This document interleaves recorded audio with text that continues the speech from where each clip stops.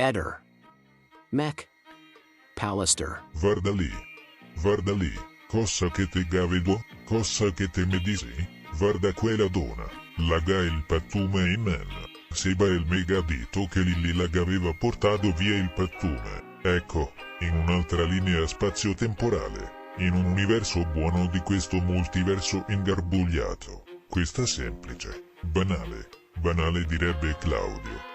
Osservazione di Gabriella a circa soli 7 giorni dalla scomparsa di Liliana, con il suo ex collega mentre stava guardando le telecamere della scuola di polizia, frame o video che fossero. Avrebbe potuto cambiare il segno delle indagini, perché gli inquirenti, invece che cercare verso la zona alta di Trieste, avrebbero potuto requisire anche altre telecamere lungo la via San Cilino, e, forse, non staremo qui a commentare un tragico mistero da 2 anni. Eder, il video di stamattina, complimenti per la logica. Mi sembra di aver detto qualcosa di simile più o meno 2 anni or sono. Nei salotti televisivi pensano che noi non sappiamo ragionare. Nel lontano 1981-82 ho partecipato per conto dell'azienda ad un corso universitario di informatica. Fra alcune decine di partecipanti, per lo più ragazzini neodiplomati, dei quali potevo essere genitore. Nel compito escludente di logica informatica ho preso 28, preceduto da appena un paio di loro.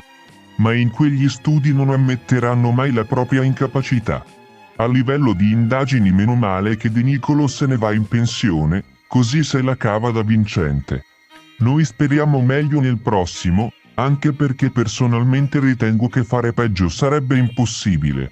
Un aspetto fondamentale del mistero è costituito dall'orario delle telecamere. Il GPS, perché non è il contapassi, il GPS dell'applicazione di Gabriella non può sbagliare ed è perfettamente allineato con l'orario delle telecamere. Quindi né 5 minuti né 7 minuti di scarto. Ma c'è un altro elemento presente nelle carte che si sta ignorando chissà perché. La macchina di Claudio Sterpin transita in via Damiano Chiesa quello stesso giorno e anche il GPS della macchina di Claudio Sterpin è perfettamente allineato con l'orario delle telecamere di via Damiano Chiesa, che quindi non può essere messo in discussione. Perché c'è qualcuno che ci tiene a spostare tanto quell'orario? Forse c'è qualcuno che proprio in quel minuto preciso non poteva o non doveva trovarsi lì vicino ai cassonetti. Ricordiamoci quegli stranissimi movimenti che abbiamo fatto vedere nei video di questa settimana. Veramente strano quello andare viene attorno alla zona, bottini e immondizie proprio mentre Lilli butta i sacchi. Che poi non è assolutamente certo che sia lei a buttare i sacchi. Nicodemo Gentile ha detto che sarebbe stato interessante se la farmacia presente vicino Piazza Reggio Berti avesse avuto l'orario, perché si sarebbe potuto verificare l'orario delle telecamere di Piazza Reggio Berti.